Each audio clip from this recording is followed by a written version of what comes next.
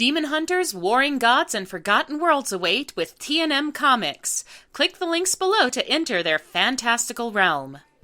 While the internet has made it more obvious, fandom has always had its crazy element. You just know some neckbeard was going around ancient Greece telling anyone who would listen that the Eumenides was a disgrace to the Oresteia-verse. And it gets even more interesting when the authors themselves get involved. Remember when Louisa May Alcott torpedoed the Joe Laurie ship to the consternation of at least half her readers? And then other authors get involved and add their interpretations, which leads us to fanfic and alternate universes, and... Seriously, Weber, stop trying to make this happen. It's not going to happen. Alan J. Lerner and Frederick Lowe made My Fair Lady happen, though, and it's happening again on Broadway right now, which means it's a good time to talk about Pygmalion by George Bernard Shaw, and specifically why he would have hated the musical. Shaw's career came at a significant turning point in the dramatic arts. Theater was moving away from the poetic, stylized, and fanciful style of the classical playwrights to works that were more grounded in everyday people and subjects. Shaw in particular tackled current social and political themes in his plays, and seriously disliked the convention and sentimentality he saw in older works. The title Pygmalion alludes to a mythical sculptor who created a statue of his ideal woman, fell in love with it, and successfully petitioned Aphrodite to bring it to life. Shaw's modern take may have been partially inspired by the satirical 1871 play Pygmalion and Galatea by W.S. Gilbert, which ends with Galatea having discovered that being human kinda sucks, opting to return to her original inanimate state. So here's how it originally went down. Eliza Doolittle is earning her meager living selling flowers in Covent Garden when she comes across the brilliant but abrasive phoneticist Henry Higgins, who declares that class division is a matter of linguistics. Eliza's crude manner of speaking condemns her to her lower-class existence, and conversely, under his instruction, she would be indistinguishable from nobility. Eliza, who wouldn't mind getting off the street and working in a shop, seeks Higgins out and demands he teach her the art of proper speaking, and Higgins' fellow phonetics scholar, Colonel Pickering, proposes a friendly wager. If Higgins can successfully pass Eliza off as a duchess in 6 months, Pickering will foot the bill for her lessons and upkeep.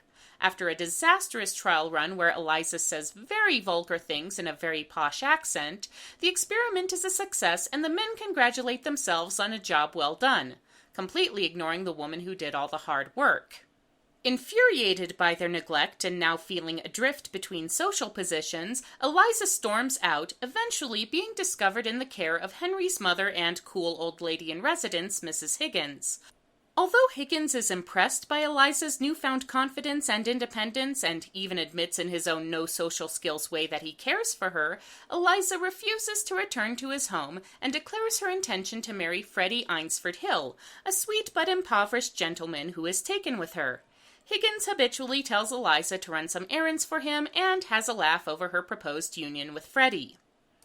Now, this is where the curtain falls, but not where the story ends. See, Pygmalion was quite popular from its premiere in 1912, but audiences were disappointed that the chemistry and mutual attraction between Higgins and Eliza was never fulfilled.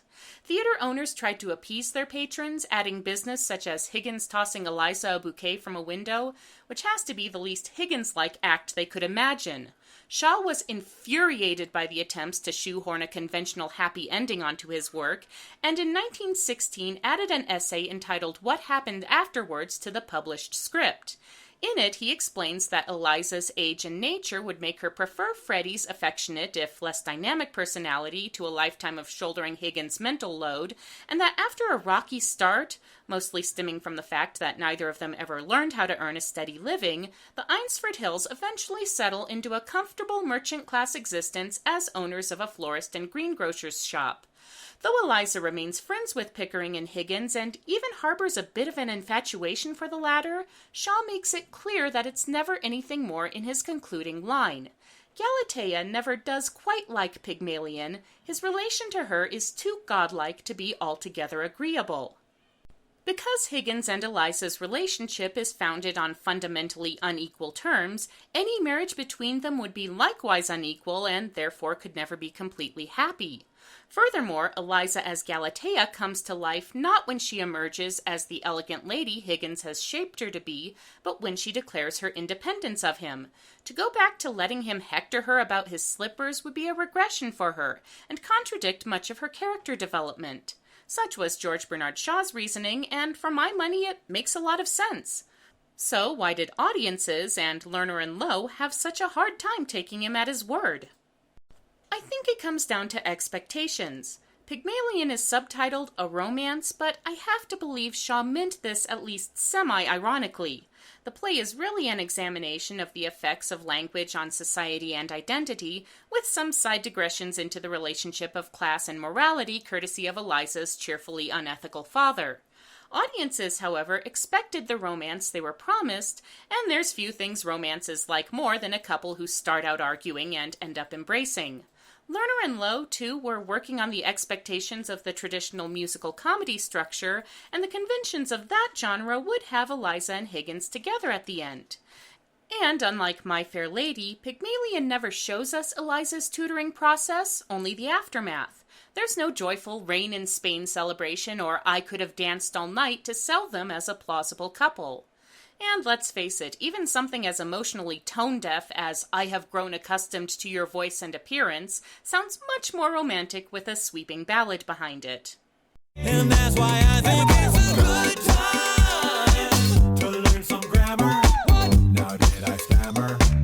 Work on that grammar. You should know when it's less or it's fewer.